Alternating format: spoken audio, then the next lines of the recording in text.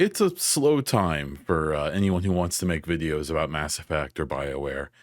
They're staying pretty quiet, not a lot going on, at least not publicly. I am happy, I guess, to not be reporting on layoffs for BioWare, even though EA did just get hit with 300 to 400 people laid off from other studios, mostly Respawn. As far as I can tell, I didn't see that BioWare got hit by this at all. I follow a substantial number of people who currently work there or were the people who were temporarily placed last year and then permanently placed at studios like Motive and so on. So I guess that's good, silver lining there, but not for the people, obviously, who lost their jobs. No, this video is about a staffing change that probably isn't that big of a deal, but I'm kind of surprised it didn't get announced or that there was no press about it because it seems like kind of a big deal. So, strap on in and we'll talk about it and I'll give my thoughts on it. Okay, so this is the profile on LinkedIn for, and forgive my pronunciation, Benoit Hula. They are a long-term employee at BioWare. They've been there since 2006, coming up on 20 years almost. And I've seen this name. I have to admit, as a newer BioWare fan, I don't know every single person's name by heart like some fans do. But this is one that's I've noticed at the very least. And as we go through some of the things I found here, you'll see why. So this is interesting. And if you see their title, it's Studio of Head of Operations. Let's dig into that just a little bit. Okay, so here is why I think that's kind of interesting. So you see that Benoit started in 2006 as a principal project manager, was then senior development director on Dragon Age, director of production at BioWare Edmonton and Montreal, director of product development, but then just now in 2005 in March, so just a month and a half ago, got promoted to studio head of operations. Let's get into why that might be interesting, and we're going to look at a kind of a description of what the studio head of operations is. Okay, so here, please do forgive me for using one of the AI overviews from Google search. I will admit that this topic was kind of hard to research because I don't know if it's, this job is a little different between different studios and so on. But when I tried to search for this position and to find out what it does, it wasn't very clear, and I was getting lots of other positions that are probably similar. So let's read through this here. It says in a video game studio, the head of studio operations is a senior leadership role responsible for the overall operation and efficiency and success of the studio. So what it is interesting, and someone I spoke to as well on the side said that this is kind of interesting because it goes from it takes them from a production role. So even most recently, when we'll look at their recent games that they've worked on, working on Dragon Age: The Veilguard, they were in a production role. They worked on the game directly. I believe, and from reading through this, it seems like this head of studio operations job is very much like an operations job, right? It's management, it's upper management, right? Where there probably won't be any more direct work on a game like the next Mass Effect that they're currently working on. This seems like a fairly big deal to me. I don't know if they replaced someone or if this is a new position that they didn't have previously filled. I can't really find any evidence of that. I'm not aware of any high profile, changes in their leadership. I believe Gary McKay is still the head of BioWare.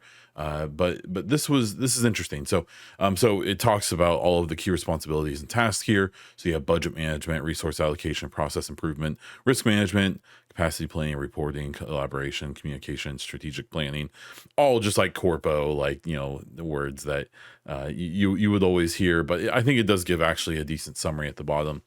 In essence, the head of studio operations acts as the glue that keeps the studio running smoothly, ensuring that all aspects of game development are optimized and efficient. They're responsible for translating business and technical strategies into operational plans, while also driving communication and collaboration across the studio.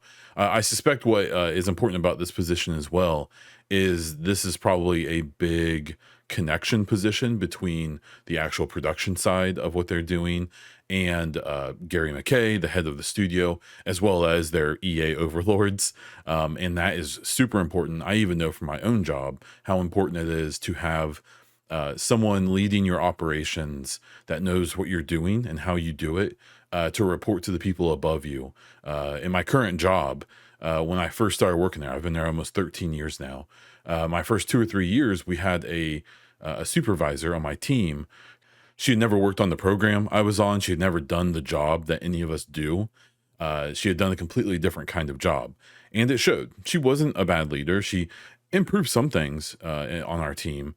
But then when she left and we replaced her and they hired internally from our team to a new person to be the program manager now for almost a decade, they improved everything significantly because they were able to speak to the people above them to say, what things were going, what we needed, what things were happening, because they did our job. She knew what we did because she did it for 5, 6, 7 years.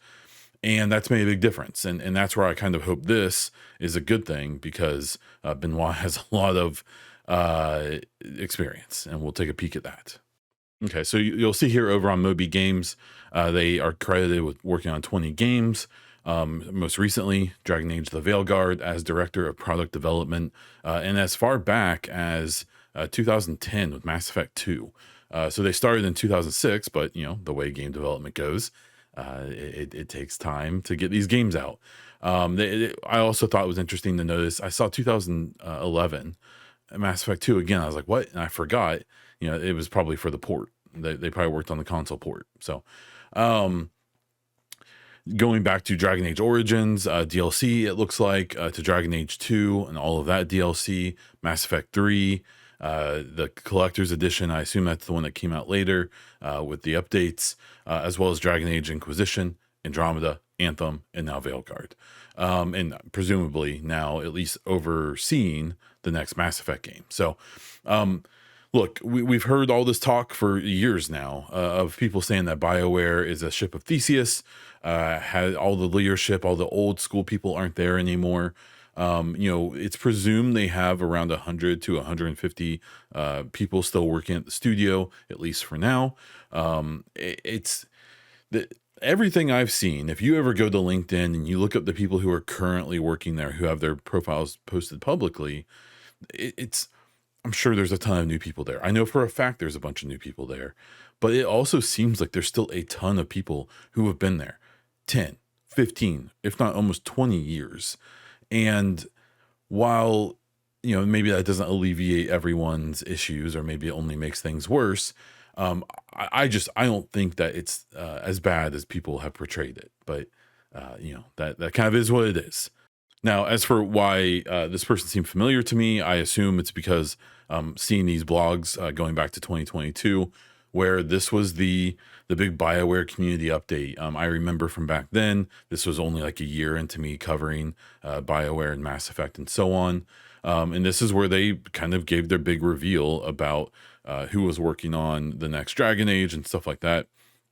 And right here, you have Benoit as the director of public development. And they actually later, just like a month after that, did a whole profile on them. And it just kind of talks about their history. I looked through it a little bit, their history at BioWare and how they're working on, the previous Dragon Age games and now the current one. And it's just, again, it goes back to that point I was making of, if you've been complaining or you're concerned about who's even working on this and whether or not it's people who are senior at BioWare, this seems to put a little bit of a pin in that point. Now, at the end of the day, what does this mean? It doesn't mean a whole lot. I do think it is still interesting that such a big move at the studio or such a big promotion of someone who's been there forever, kind of got overlooked. I assume you typically see moves like this, covered at least a little bit by games media. My guess is that it's mostly because BioWare has been pretty much dead silent. I think the most recent news, quote unquote, we've gotten about Mass Effect or anything from BioWare was like a month or two ago when Mike Gamble posted that he had just gotten out of a meeting with Mary DeMarley. It was you're really reaching for stuff at that point. I'm anticipating, I'm assuming we'll get a blog at some point this year. I would guess before in 7 day, giving us something. I think on the high end, we could end up getting a full production announcement for the next Mass Effect, where they announce, who's leading everything, which should be pretty similar to what we saw a few years ago on in 7 day, because all of the leadership is still there, as far as I know. Um, and we could get some big blowout of, here's who's working on it and here's where we're at and blah, blah, blah. I anticipate something before in 7 day. I would anticipate this summer. I'm kind of surprised we haven't gotten a blog more recently. I believe we did get one a little while back where they were, when they announced that the people who had been temporarily placed at other studios were now permanently there, as they kind of streamlined, or whatever corpo jargon they used, to talk about how they, were a much smaller studio at that point. Um, I'm anticipating good news. Like I said, I'm glad that they didn't get hit by those layoffs. I hate that those layoffs happened at all, but that's the reality it seems like we're living in right now. And seeing someone who's so veteran to the studio, who's been involved in all of their greatest hits and some of their lowlights as well, is in this position that, hopefully, like I said before, having someone in that position who did the thing, should always be a good thing, at least in my opinion. That's how it's tended to work out. So I'll keep an eye out for more news, updates, rumors, all of that about the next Mass Effect. If you want more of that, be sure to subscribe to this channel, hit the like button so more people see the video. Consider becoming a YouTube member if you want videos like this one early, and or if you just want to support the things I'm doing, like these videos, my podcasts, as well as my stream when I occasionally get on there. If you want to see other ways to support me or see my other content, check out the links in the show description. That is all I have for this one. So until next time.